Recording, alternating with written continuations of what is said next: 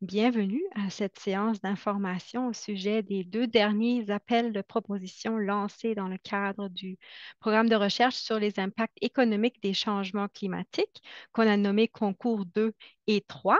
Merci de vous joindre à nous et surtout de votre intérêt pour ces concours. Les concours s'inscrivent dans le cadre des actions concertées et sont issus d'un partenariat entre les trois fonds de recherche du Québec et le ministère de l'Environnement, de la lutte contre les changements climatiques, de la faune et des parcs, le MELCCFP.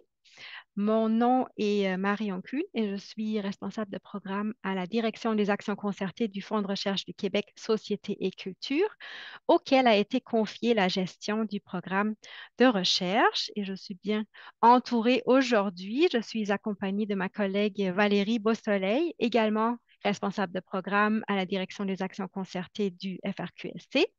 Elle me soutiendra pour répondre à vos questions, que je vous invite d'ailleurs à inscrire en continu dans la section Q et R en bas de votre écran. Nous y répondrons au fur et à mesure ou à la fin de la présentation selon la teneur de la question. Et vous aurez le choix de les poser de façon anonyme ou non selon votre préférence. Je suis également accompagnée par un représentant du MELCCFP, donc le partenaire de cette action concertée, Laurent Lozon-Réaume, qui est conseiller en adaptation au changement climatique à la direction de l'adaptation au changement climatique. Et le programme de recherche a été lancé en collaboration avec Ouranos et je suis heureuse de souhaiter la bienvenue aussi à Ève Bourgeois, qui est coordonnatrice, pardon, de programmation scientifique chez Ouranos, et Sarah-Claude Bourdeau-Goulet, qui est spécialiste en scénario et en services climatiques. Les deux vous présenteront plus tard les principales sources de données utiles en lien avec les appels. Donc, merci déjà à vous deux d'être avec nous aujourd'hui. Voilà.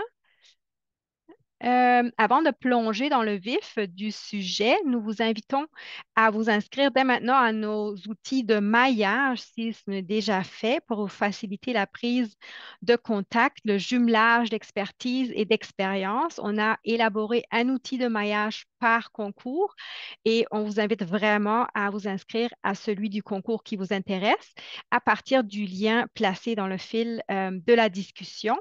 Et ces tableaux avec les renseignements sont envoyés à chaque personne qui s'est inscrite à ce formulaire de maillage et seulement à ces personnes. Donc, je précise qu'il est également possible de s'inscrire quand on œuvre dans l'administration de la recherche. Donc, si vous voulez agir comme courroie de transmission à travers les disciplines, n'hésitez pas.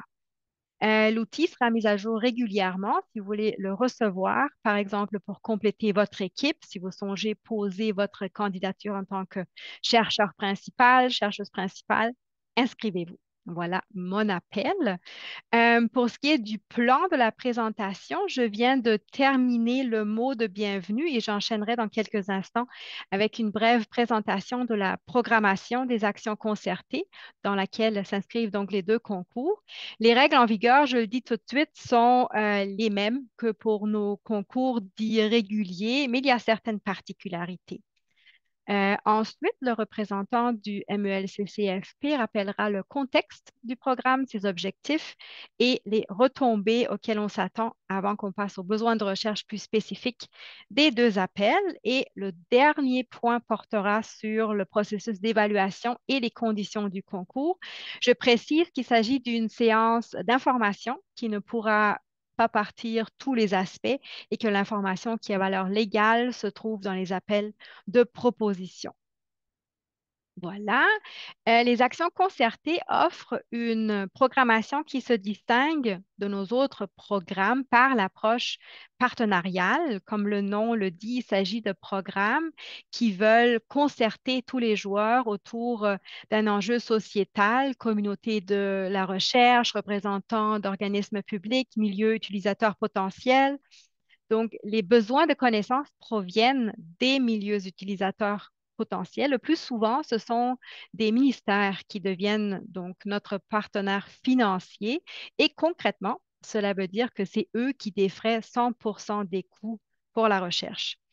Et à la base d'une action concertée se trouve une entente de partenariat qui fixe les règles de ce maillage, règles qui correspondent aux valeurs et principes des fonds de recherche et valables pour tous les financements offerts dans nos programmes. Le MELCCFP a donc fait le choix de conclure ce partenariat avec les trois fonds de recherche pour donner au FRQSC, plus spécifiquement, le mandat d'organiser les concours qui font appel à la communauté de recherche du Québec, et ce, en respectant nos règles parce que, distinction importante ici, les fonds de recherche octroient des subventions de recherche et non des contrats. Et c'est aussi notre rôle de veiller à l'intégrité des processus. Cela veut dire qu'en confiant au fond l'organisation du concours, la gestion du financement, le partenaire s'assure d'avoir accès à des recherches indépendantes qui répondent aux standards d'excellence et aux normes en vigueur en recherche. L'excellence est assurée par un processus d'évaluation indépendant, j'y reviendrai, et la liberté académique et la propriété intellectuelle, pardon, ne peuvent pas être mises en question. Les résultats et les recherches financées dans nos programmes sont publics. Les partenaires des actions concertées, vous l'aurez compris, pratiquent donc un certain lâcher-prise pour combler leurs besoins de connaissances dans le but de financer les meilleures recherches qui répondront à leurs besoins. Et en contrepartie, on les intègre à certaines étapes du processus, notamment à l'élaboration de l'appel de proposition, qui est donc un fruit de co-création, qui traduit leurs besoins, à l'évaluation de la pertinence et au comité de suivi pour nous assurer justement que leurs besoins de connaissances seront répondus. J'y reviendrai et passe tout de suite la parole à Laurent Lozon-Réaume pour qu'il puisse vous présenter le contexte, les objectifs et les retombées attendues des deux concours du programme de recherche.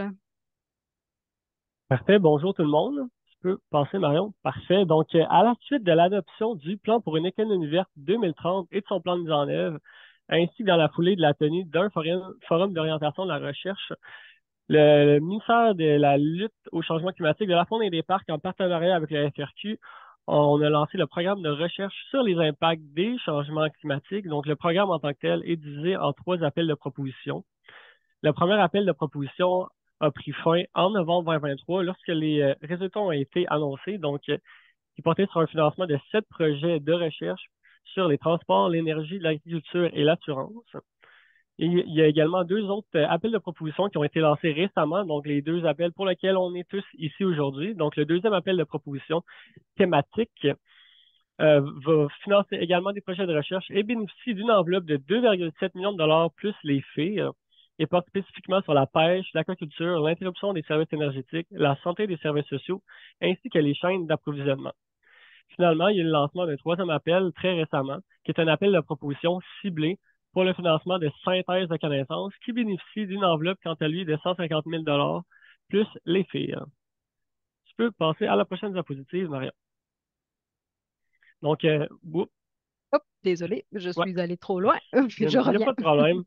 Donc, pour les objectifs du concours thématique sectoriel, le deuxième concours, le premier objectif, c'est vraiment de mieux comprendre les coûts et les éventuels bénéfices associés aux impacts des changements climatiques sur certains secteurs d'activité vulnérables, donc ceux-là que je viens de vous mentionner, ainsi que sur leurs infrastructures. Il vise également à mieux cerner les coûts et les bénéfices découlant de l'adaptation au changement climatique dans ces mêmes secteurs et de développer et consolider l'expertise québécoise en évaluation des impacts économiques des changements climatiques et de l'adaptation. Pour le troisième concours, il y a deux objectifs principaux. Donc, le troisième concours, je vous le rappelle, c'est celui concernant la synthèse des connaissances. Le but, c'est de mieux comprendre l'état actuel des connaissances en matière d'évaluation des coûts et bénéfices économiques, incluant le choix du taux d'actualisation en contexte d'adaptation au changement climatique et d'évaluer les forces et faiblesses des différentes approches ou méthodologies répertoriées au regard des besoins du Québec. Également, il vise à proposer les meilleures pratiques, pistes d'action et besoins en matière de développement des connaissances à des fins de politique publique au Québec. Finalement, prochaine diapositive, Marion. Désolée. Il n'y a pas de problème. Les retombées attendues du programme de recherche. Donc, le programme, je vous le rappelle, c'est celui qui intègre les trois appels de proposition. La première retombée visée, c'est vraiment d'établir un portrait plus global des impacts économiques des changements climatiques au Québec Également, sensibiliser les parties prenantes aux risques climatiques qui peuvent les affecter et soutenir leur mobilisation pour investir davantage en adaptation. On vise également à guider la planification et la prise de décision des entreprises, des municipalités, de l'État et des citoyens, bref, des différents acteurs de la société concernant l'adaptation au changement climatique. Également, d'améliorer les politiques publiques et les programmes gouvernementaux pouvant contribuer à l'adaptation aux impacts de ces changements. Et pour terminer, on vise à soutenir un développement plus cohérent et résilient des secteurs d'activité vulnérables et prévoir l'adaptation des services et des produits offerts. Donc, en gros, ça résume les objectifs de notre programme, mais également là, des différents appels de propositions qu'il compose. Je te laisse la parole, Marion. Merci beaucoup, Laurent, et je vous invite à poser vos questions en lien avec le contexte et les objectifs directement dans la section donc Q&R. Et j'enchaîne avec les besoins à couvrir. Je commence par le deuxième concours, donc le concours thématique sectoriel qui vise à financer des projets de recherche. L'appel de proposition que je vous invite vraiment à lire attentivement identifie des conditions éliminatoires qui s'appliquent à 4 des 5 secteurs ou axes qui sont retenus. Ces conditions ont été incluses pour faciliter la comparaison des résultats entre les secteurs et leur non-respect entraînera l'élimination à l'étape de l'évaluation de la pertinence. Donc, vraiment important de les respecter. Les projets devront s'inscrire dans l'un des secteurs que vous voyez à l'écran. Et ici aussi, je vous invite à lire les besoins spécifiques pour chaque axe ou sous-axe, le cas échéant, et de répondre dans la prédemande à chacun des éléments. Les propositions soumises dans le cadre de ce concours devront également répondre à des besoins généraux, soit couvrir les aléas qui affectent le plus le secteur étudié, couvrir, lorsque applicable, l'ensemble des régions du Québec, utiliser des scénarios de référence et d'adaptation que vous trouverez dans l'appel de proposition à la section besoins généraux. Et toujours pour ce concours, des aspects pour accroître la pertinence des propositions soumises ont été identifiés, cela dans le but de maximiser la portée, l'utilité des résultats. Donc, on vous invite vraiment à ne pas les négliger. Pour ce qui est du troisième concours, donc celui ciblé qui vise à financer 2 synthèses des connaissances, il n'y a pas de conditions éliminatoires ni de besoins généraux et les besoins spécifiques s'articulent autour de 2 axes que vous voyez ici à l'écran. Encore une fois, je vous invite à lire attentivement ce qui est attendu ici et de vous assurer de répondre à chaque aspect. Voilà, je passe au prochain point, les conditions du concours et le processus d'évaluation. Les statuts en recherche admissibles pour le rôle de chercheur principal ou chercheuse principale listés dans les appels sont définis dans la section définition, statut et rôle de nos règles générales communes. Le lien est également dans l'appel et dans le fil de la discussion. Et je précise que les conditions d'admissibilité pour les 2 appels sont les mêmes. Pour ce qui est des chercheurs, chercheuses de collège, vous verrez que les chercheurs principaux, chercheuses principales de collège ont accès à un financement en sus de la subvention, donc un supplément qui est financé par les FRQ, mais qui varie selon le secteur de provenance de la personne. Pour ce qui est de la composition du reste de l'équipe de recherche, donc les statuts admissibles pour les co-chercheurs, les co-chercheuses, vous les voyez à l'écran ici et je me permets de souligner que le PhD n'est pas requis pour les chercheurs de collège désirant agir à titre de co-chercheur ou co-chercheuse dans le cadre de ces 2 concours. Toujours pour les chercheurs, chercheuses de collège qui participent en tant que co-chercheurs, co-chercheuses, donc les membres de l'équipe qui ne portent pas la pré-demande, le dégagement d'activités d'enseignement et le soutien salarial pour ceux et celles qui œuvrent en CCTT sont des dépenses admissibles dans le cadre de ce concours et les montants devront être inscrits à même le budget et justifiés. Vous trouverez les limites aussi dans l'appel de proposition. Cela dit, nous sommes tout à fait conscients et désolés que les règles concernant les chercheurs de collège soient très complexes dans ces concours. L'explication en est que c'est une mise en commun de règles des trois fonds de recherche, donc en quelque sorte le fruit d'une négociation, un compromis. N'hésitez surtout pas à nous écrire si vous avez des questions ou n'êtes pas sûr ce qui s'applique à votre situation particulièrement. Voilà. Concernant le processus de candidature, je souligne aussi qu'à l'étape de la pré-demande, seuls les CCV, donc les CV communs canadiens, du porteur ou de la porteuse de la demande sont à joindre. Donc, le CCV du chercheur ou de la chercheure principale. On n'a pas besoin des CCV des autres membres de l'équipe à l'étape de la pré-demande parce que l'équipe n'est pas évaluée à cette étape-là. Je vous invite à consulter les appels de proposition, encore une fois, pour aussi connaître les documents à fournir selon le statut du membre de l'équipe à l'étape de la demande complète.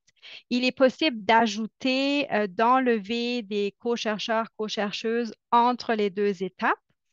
Euh, Sachez que les personnes qui sont inscrites à la section co-chercheurs, co-chercheuses du formulaire de la demande complète doivent donner leur consentement.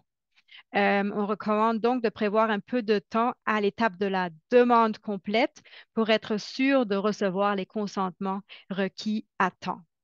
Un autre appel ici, n'inscrivez pas d'autres noms dans le corps de la demande. Cela rend extrêmement difficile la vérification des conflits d'intérêts pour nous, donc pour faciliter la conformité du processus et notre travail. S'il vous plaît, inscrivez donc les noms des personnes participantes dans les cases prévues. Petit appel euh, pour nous. Et cela concerne aussi les collaborateurs et collaboratrices pressentis, donc des personnes qui apportent une expertise plus spécifique, plus pointue au projet. Je précise que les personnes qui ne sont pas employées par un établissement québécois, donc par exemple des chercheurs, des chercheuses qui travaillent dans une autre province canadienne ou à l'international, ne peuvent participer qu'à titre de collaborateurs ou collaboratrices. Et à la différence des co-chercheurs, les collaborateurs ne fournissent pas de CV à l'étape de la demande. Je précise aussi que les personnes qui répondent au statut en formation, tel que défini par nos règles générales communes, ne sont pas admissibles ni au rôle de co-chercheur, ni à celui de collaborateur. La subvention peut toutefois être utilisée pour embaucher des étudiants, des étudiantes et pour les former, donc pour former du personnel hautement qualifié. Et cela inclut des bourses de tous les cycles, donc initiation à la recherche, tout comme une bourse pour faire venir un postdoc d'ailleurs, par exemple. Les bourses et la rémunération pour la relève étudiante sont donc des dépenses admissibles si la bourse est en lien avec le projet, bien entendu. Et vous savez que la formation de la relève fait partie de la mission des fonds de recherche. Ce qui m'amène au prochain point, le processus d'évaluation. Comme mentionné, l'évaluation se déroule en deux étapes et est organisée, encadrée par le FRQSC. La première étape, l'évaluation de la pertinence, se fait sur la base de la pré-demande et sert à sélectionner les propositions qui répondent à l'appel, qui sont donc jugées pertinentes.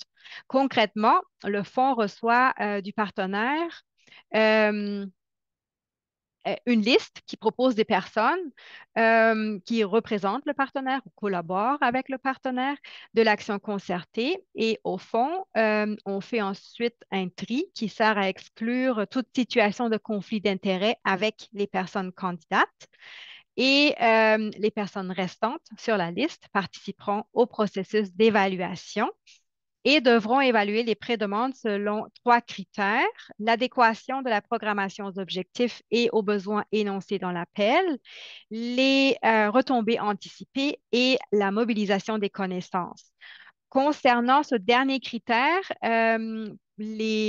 pour les projets de recherche, il comprend aussi les liens partenariaux, ce qui veut dire les liens avec les partenaires du terrain. La mobilisation des connaissances ne concerne pas du tout la mobilisation ou la diffusion académique, donc seulement les activités ciblant des utilisateurs potentiels à cette étape-ci. Je vous invite encore une fois à consulter les appels pour les sous-critères et à bien démontrer dans la partie description du projet du formulaire comment la proposition répondra à chacun des sous-critères. C'est vraiment un exercice de démonstration et les membres du comité ne peuvent évaluer seulement ce qui est écrit dans la pré-demande. Donc, par exemple, même s'ils pourraient penser à des retombées très utiles sur la base du projet décrit, ils pourront seulement prendre en compte ces retombées lors de l'évaluation s'il existe, s'ils sont vraiment écrites noir et blanc dans la pré-demande. Je rappelle aussi que les membres du comité de pertinence ne sont pas des scientifiques, ce sont des professionnels du gouvernement, des gens du milieu à cette étape. Donc, il faut ajuster le langage à ce public. Comme pour nos autres comités, le fonds mandate ici le ou la présidente qui mène les délibérations, assure l'exclusion de personnes évaluatrices en conflit d'intérêts et veille également au traitement équitable des pré-demandes, bref, à l'intégrité du processus. Et le tout est confidentiel, justement pour éviter toute influence indue en amont ou après. Et à l'issue de cette première étape, toutes les équipes seront informées du résultat de l'évaluation de la pertinence et seules les équipes dont la pré-demande est jugée pertinente sont invitées à déposer une demande de financement complète. Et ces équipes reçoivent ensuite une fiche de rétroaction qui résume les commentaires du comité de pertinence, fiche qui est également mise à la disposition des membres du comité d'évaluation scientifique. Et c'est là le seul pont entre les deux étapes de l'évaluation. Autrement, le compteur repart vraiment à zéro. Il n'y a donc aucun cumul entre les deux évaluations. Et le comité scientifique, quant à lui, est composé de pairs experts, chercheurs, chercheuses, donc recrutés par le fonds. Et ce comité a pour mandat d'établir un ordonnancement des demandes selon leur qualité scientifique, selon les 4 critères que vous voyez à l'écran. Donc, projet, compétences, pertinence et ampleur des retombées anticipées, des stratégies de mobilisation des connaissances et contribution à la formation de la relève. Ici aussi, nous vous invitons à à prendre connaissance des sous-critères de chacun de ces critères et de vous assurer que la description démontre vraiment la capacité à répondre à chacun des sous-critères. Le résultat, il y aura des offres de financement à l'issue du processus en fonction de l'ordonnancement établi par axe ou sous-axe, le cas échéant. Vous avez vu que dans le deuxième concours, il y a des sous-axes. Le comité est donc souverain, comme dans nos autres concours. Nous, donc, le fonds et le partenaire, nous sommes tenus de respecter l'ordonnancement établi par le comité de pairs selon l'excellence, la qualité scientifique des propositions soumises. Et le rôle du partenaire dans le comité scientifique est celui d'observateur sans droit de parole, donc d'un témoin qui doit attester de la conformité du processus. Voilà pour le processus d'évaluation. Une fois les projets financés, l'action concertée prévoit plusieurs outils, mécanismes pour assurer un partage dynamique des activités, des connaissances, des résultats de la recherche. Et les équipes financées devront notamment participer aux rencontres de suivi qui sont annuelles dans le cadre de projets de recherche financés sur plusieurs années et biannuelles, donc 2 rencontres dans le cadre d'une synthèse de connaissances financée pour une année. Ce sont des rencontres qui visent à permettre aux partenaires de comprendre les activités en cours, suivre donc l'évolution du projet, d'échanger aussi avec l'équipe, même de faire des suggestions, le tout en respectant bien sûr la liberté académique, c'est donc à prendre ou à laisser par l'équipe financée. Ce qu'on veut surtout, c'est que les partenaires soient au courant des activités et puissent envisager les retombées possibles, préparer la venue des résultats pour les utiliser de façon optimale. Les équipes devront aussi préparer au terme de la subvention un rapport de recherche adapté à un lectorat d'utilisateurs potentiels qui peuvent provenir des milieux de l'intervention, de la gestion, de la décision. Et on tient une rencontre de transfert des connaissances après la validation du rapport. Je vais terminer pour conclure avec un récapitulatif, je vais l'avoir, des dates importantes. Donc, vous avez les dates des premiers envois des outils de maillage sur la diapo. Des envois périodiques avec des mises à jour sont prévus jusqu'à la date limite de la demande. Le formulaire de pré-demande et les documents à joindre devront nous parvenir avant le 19 juin 2024, 16 heures via FRQNet. Et les résultats de l'évaluation de pertinence seront communiqués dans la semaine du 12 juillet. Toutes les équipes qui auront soumis une pré-demande vont recevoir une réponse. Et les demandes complètes, incluant tous les documents à joindre, devront être transmis le 2 octobre avant 16 heures, encore une fois via FRQNet. L'annonce se fera pendant la semaine du 16 décembre pour un début officiel des travaux le 1er janvier 2025. Hmm, Et si vous avez des questions en lien avec l'appel ou le processus de candidature, n'hésitez pas à contacter ma collègue Valérie Beausoleil. Et pour des questions d'ordre technique, par exemple des problèmes avec le formulaire, on vous invite à contacter notre collègue technicienne Elisabeth Pelletier qui vous aidera avec plaisir. Voilà, je vais cesser le partage si j'y arrive. Hop, on nous suivre. Et vous remercier pour votre écoute et votre intérêt. Et je vais tout de suite passer la parole donc à nos collègues d'Ouranos, Eve Bourgeois et Sarah-Claude Bourdeau-Boulet. Bonjour, merci. Vous devriez voir mon partage d'écran. Ça fonctionne bien? Oui. Oui. Parfait. Merci Marion. Donc, oui, avec ma collègue Sarah-Claude, on est ici en fait pour vous présenter quelques ressources qui pourraient justement être utiles dans le cadre de cet appel à projet. Donc, concrètement, on aimerait vous partager quelques exemples d'analyses économiques qui ont été faites pour ceux et celles qui aimeraient s'y référer par la suite. Et on va également présenter très brièvement, en fait, les données climatiques que nous avons qui pourraient être utilisées dans le cadre des projets développés là, pour cet appel et également savoir où les trouver. Donc, évidemment, l'objectif, c'est de vous montrer très rapidement quelques ressources qui pourraient être utiles, en gardant en tête aussi que si vous avez des questions par rapport à nos données, par rapport à ce qui est disponible sur notre site Internet, il est toujours possible de nous contacter et Sarah-Claude, justement, va vous indiquer comment dans quelques instants. Donc, avant de commencer, j'aimerais quand même prendre le temps de présenter Ouranos pour ceux qui les connaissent peu ou qui ne connaissent pas, en fait, notre organisation. Donc, nous sommes un consortium scientifique visant à aider la société québécoise à mieux s'adapter au changement climatique en se basant justement sur la science. Donc, nous avons un réseau de plus de 450 chercheurs et praticiens qui sont basés au Québec, dans le reste du Canada et également à l'étranger. Donc, notre rôle est vraiment de fournir des connaissances scientifiques rigoureuses allant de la science du climat aux options d'adaptation et, en fait, incluant tout ce qui se trouve entre ces deux extrémités là, du continuum climat-décision que vous voyez à l'écran. Donc, à l'une des extrémités, on retrouve justement la science du climat dont découlent nos portraits climatiques que Sarah-Claude va vous présenter dans quelques instants.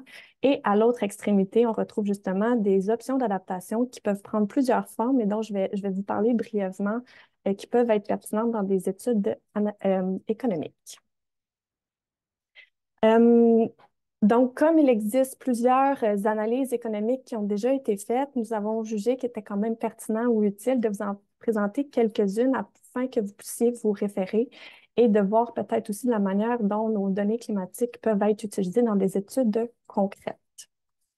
Donc, avant de rentrer dans des études d'analyse plus précises, en fait, la première référence dont je ne peux pas ne pas mentionner en lien avec la science du climat est bien évidemment les rapports du GIEC. C'est un groupe d'experts intergouvernemental sur l'évolution du climat.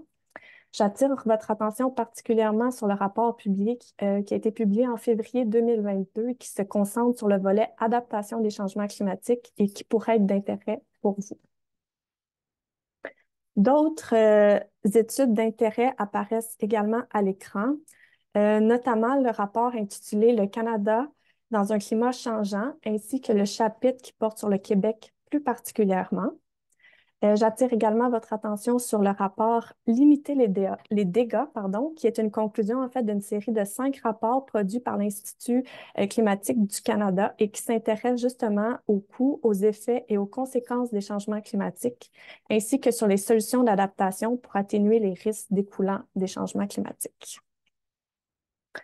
En termes d'études économiques et sectorielles ou par aléa, vous voyez ici à l'écran quelques études qui ont été faites en collaboration ou par Ouranos, qui sont justement que vous voyez.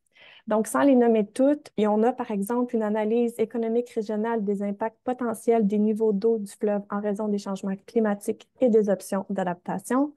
Il y a également une analyse économique des mesures d'adaptation au changement climatique pour le ski alpin.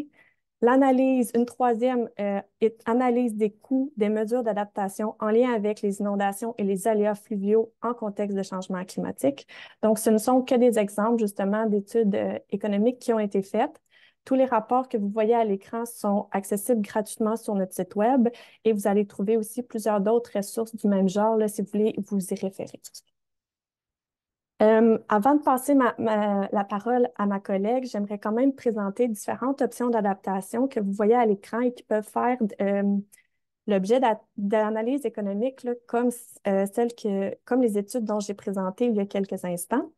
Donc, à gauche, vous voyez des mesures physiques et structurelles regroupant notamment les infrastructures classiques, vertes et bleues, ainsi que des options technologiques, mais il y a également tout ce qu'on appelle des mesures douces ou non structurelles, comme des outils d'aide à la décision, des lois, des règlements, des normes, ainsi que des activités de sensibilisation et de formation qui rentrent également dans les options d'adaptation possibles. Donc, l'idée ici est vraiment de montrer l'ampleur des options qui sont disponibles lorsqu'on parle d'adaptation et qui peuvent faire l'objet justement d'analyses coûts-bénéfices. Donc, comme je l'ai dit en introduction, les options d'adaptation se trouvent justement à une extrémité du continuum climat-décision. Et je vais laisser maintenant la parole à Sarah-Claude qui va vous parler de la section climat du continuum, de ce qui en découle et de où trouver l'information sur notre site Web. Merci, Ève. Donc, comme Ève l'a mentionné, je vais parler brièvement de où est-ce que vous pouvez trouver de l'information climatique sur différentes sources web. On peut passer à la prochaine. Merci. Donc, tout d'abord, pour commencer, de l'information, je dirais plus qualitative et pas nécessairement quantitative. C'est au sujet des aléas et phénomènes climatiques qui pourraient être pertinents pour votre étude, comme par exemple les crues et inondations.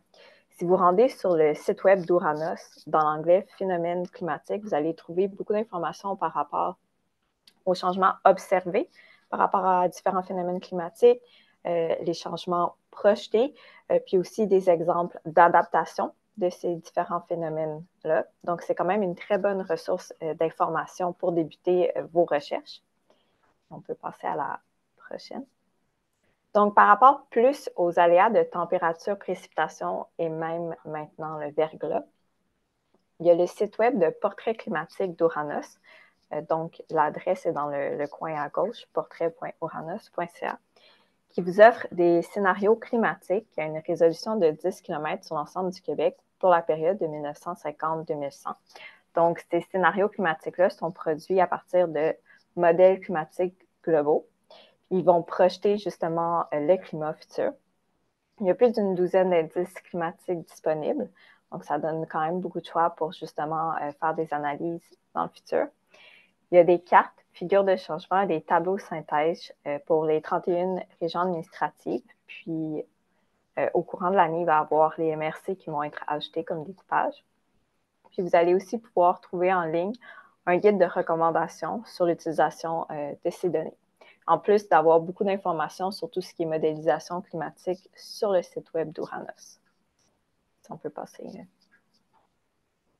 Merci.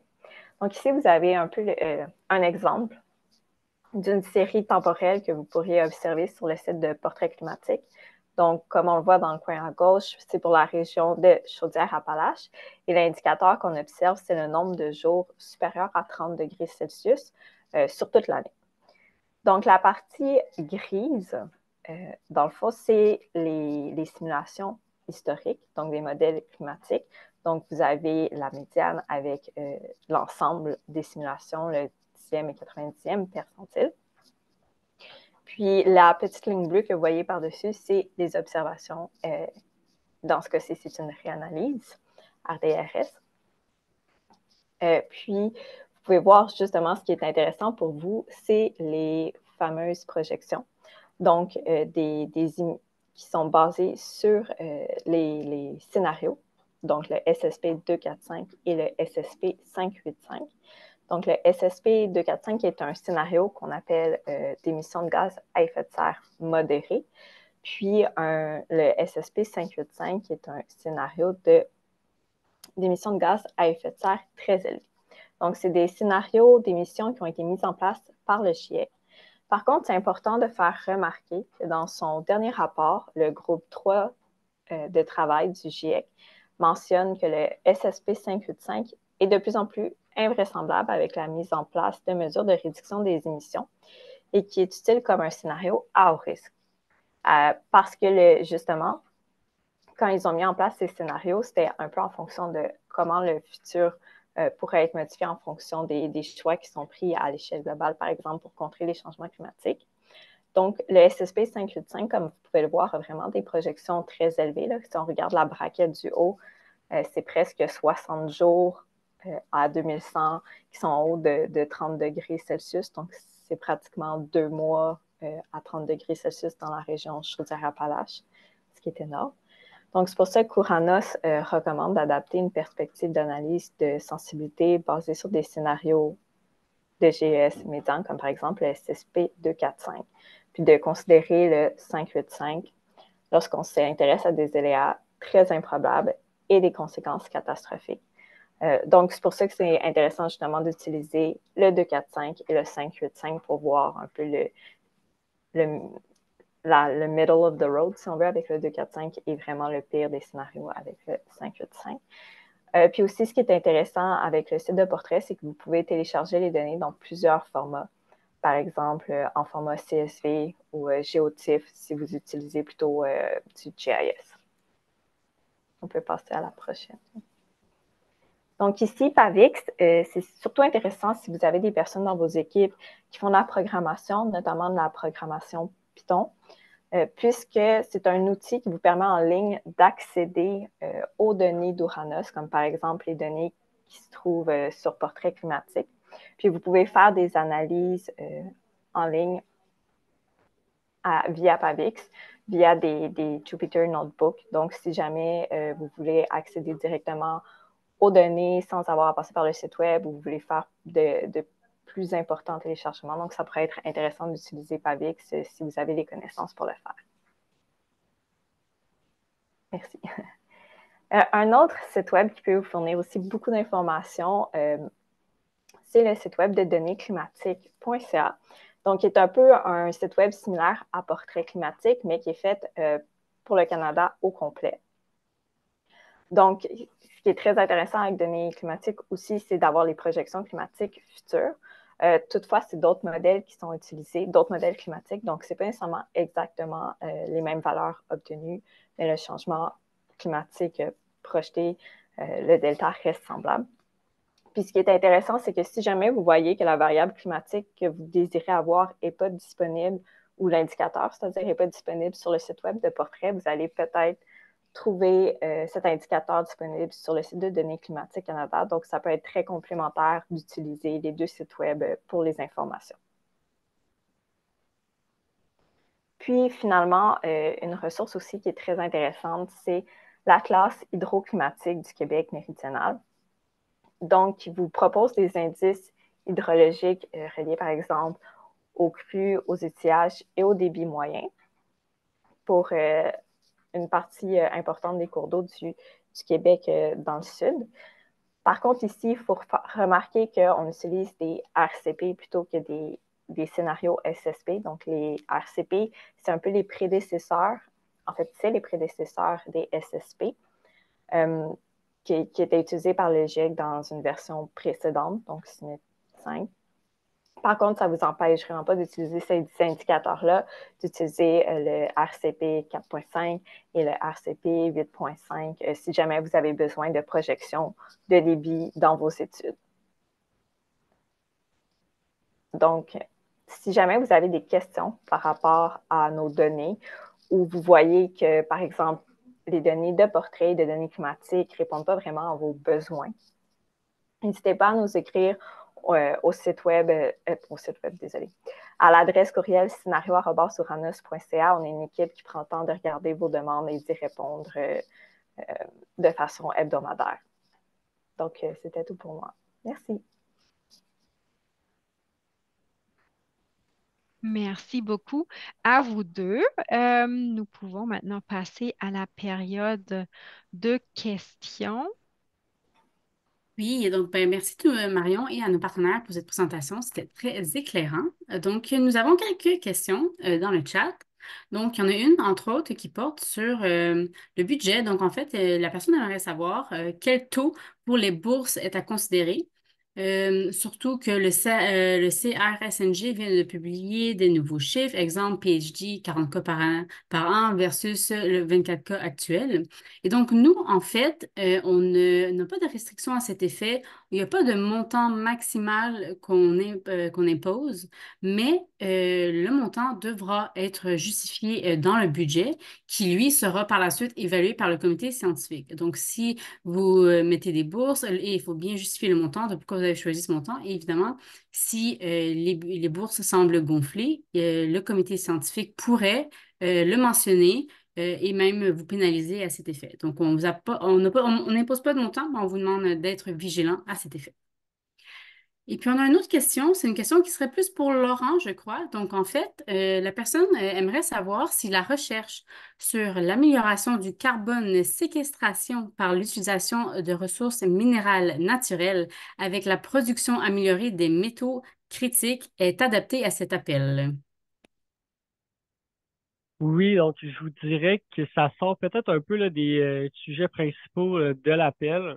Donc c'est sûr, ça va être à vous d'aller bien les relire pour s'assurer que ça rentre bien dans l'appel, mais rapidement, évidemment, je peux pas trop là, donner de détails par justice pour les personnes qui pourraient appliquer et qui ne sont pas là aujourd'hui, mais je vous dirais que rapidement, là, ça ne semble pas rentrer là, tout à fait là, dans les objectifs de l'appel, mais évidemment, si vous le jugez pertinent à la lumière de ce que vous avez lu, ben, il n'y a rien qui vous empêcherait d'appliquer, là. Oui, effectivement, si je peux me permettre, c'est le comité de pertinence qui va statuer. Nous, on ne peut pas se prononcer sur la pertinence ou non-pertinence d'une proposition. Donc, c'est vraiment le bon conseil de relire et de s'assurer, est-ce que ma proposition répond vraiment à ce qui est demandé dans l'appel? Tout à fait. Il y aurait une question ici pour Marion, disons. Ça dit que la date de début de projet me semble trop rapide. 19 décembre annonce et puis 1er janvier pour les débuts de projet. Surtout en lien avec le recrutement des PhD, je pense. C'est écrit PHQ, PhD. le personnel hautement Ah oui, pardon. qualifié, ouais. Oups. Qui est un défi. Donc, est-ce flexible? Ce n'est pas vraiment flexible dans le sens où ça a été négocié avec le partenaire et vous savez que 3 ans en politique, c'est une éternité déjà. Mais le partenaire, comme nous, sommes tout à fait conscients que ça prend du temps pour le recrutement. Ça prend aussi du temps pour avoir une certification éthique, le cas échéant. Donc, on ne s'attend pas à ce que dès le premier jour, les travaux démarrent tout de suite, mais que la constitution de l'équipe, tout ça démarre. Et la première rencontre de suivi, normalement, sert justement euh, de rencontres de démarrage où on peut présenter donc l'équipe, les efforts qui ont été faits, mais donc la réponse est non, mais en connaissance de cause. Parfait. Donc, il ne semble pas avoir d'autres questions. Si vous en avez, on vous invite à les poser maintenant. Et puis sinon, ben, vous pouvez toujours nous écrire à la boîte courriel des actions concertées. Et puis on répond normalement dans un délai assez rapide. Ou vous pouvez également nous appeler. On est toujours très disponible pour répondre à vos questions et pour vous accompagner dans la démarche de votre dépose de la prédemande. Donc, s'il n'y a pas d'autres questions, Marion, je te laisse le mot de la fin. Je veux juste vous remercier pour votre écoute, pour votre intérêt et merci à mes collègues pour leur présentation. Et on va vous souhaiter bonne préparation. Et n'hésitez vraiment pas à nous contacter si vous avez des questions. Voilà. Merci Donc, bon beaucoup. après-midi. Merci. Merci Au revoir. beaucoup. Au revoir.